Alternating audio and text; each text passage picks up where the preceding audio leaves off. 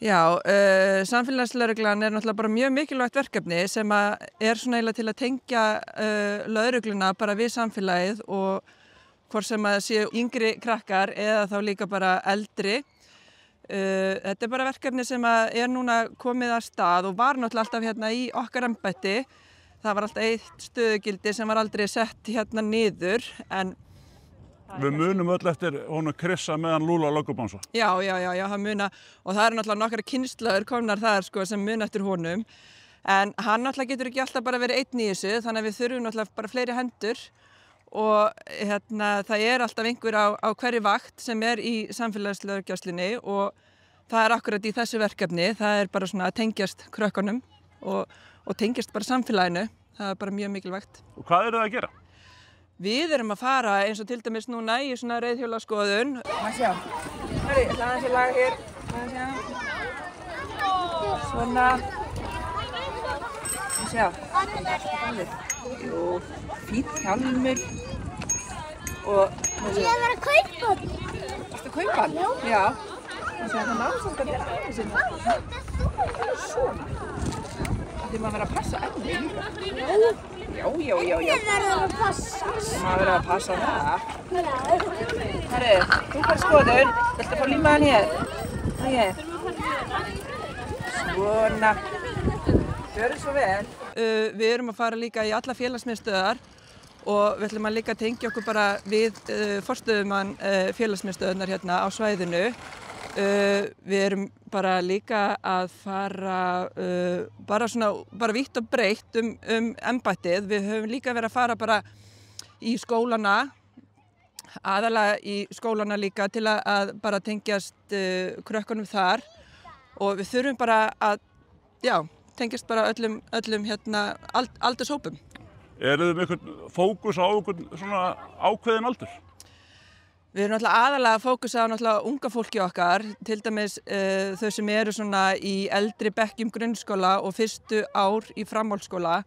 Það svona okkar markhópur sem við viljum hérna tengjast vel og bara svona þekkjast innan þeirra hóps sko. Þannig að já. Og þetta nauðsynlegt. Þú sagði mér hérna áður en við ræddum saman að þetta kemur kannski ekki til af góðu að það svona ákveðið að spýta í.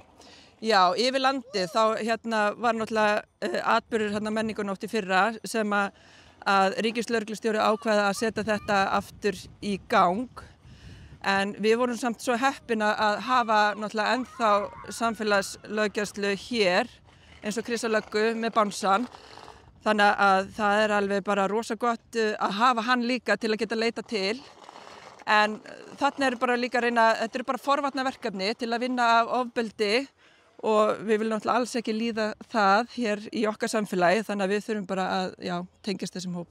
Og þið eru alls ekkert að tjalda til einna nætur, þetta bara komið til að vera? Já, vonandi þetta komið til að vera og það bara bráðnauðsynlegt hvort það hafi verið í fyrra eða hittifyrra en það líka bara í framtíðinni að lögreglan þarf að tengjast samfélaginu betur og bara vera betur svona ásýnd og bara meiri sýnileg hér í samfélaginu.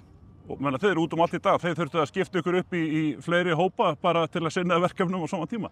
Já, það náttúrulega líka reiðhjóladagur annar staðar núna á þessum tíma, þannig að það eru 2 áhöfnir í þessu núna.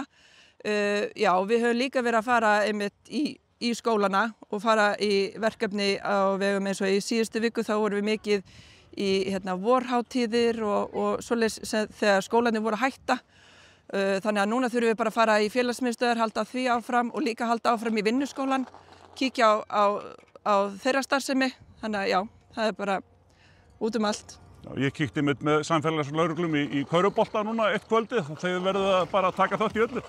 Já, og við höfum líka verið að taka einmitt þátt í svona körubolta eða þá líka bara í pílu eða einhvers staðar bara eins og í 8-8 húsinu og þannig að við förum hvort það sé bara 4 í félagsmiðstöðinu þá erum við samt mætt sko þannig að það bara við þurfum að halda áfram að tengjast. Og hvernig tekur unga fólkið í þetta?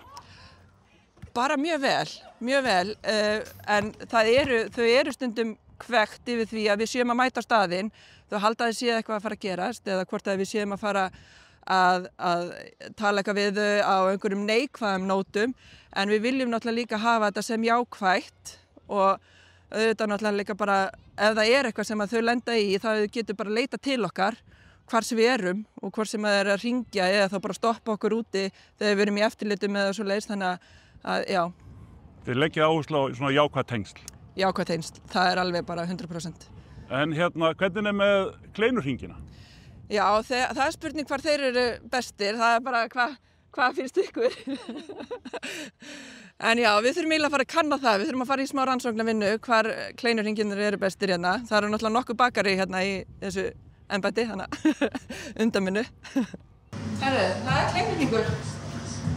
Það er náttúrulega líka, já, einmitt, allt svona fylltur.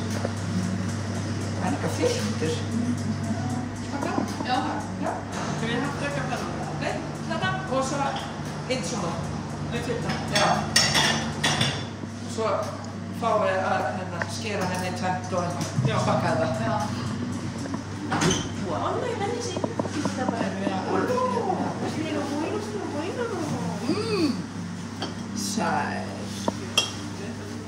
Ég held að þessi sé að hafa vinningin. Ja. Smaka hennan. Ekki? No lo hay también yo. Sí. Bowling inte på det.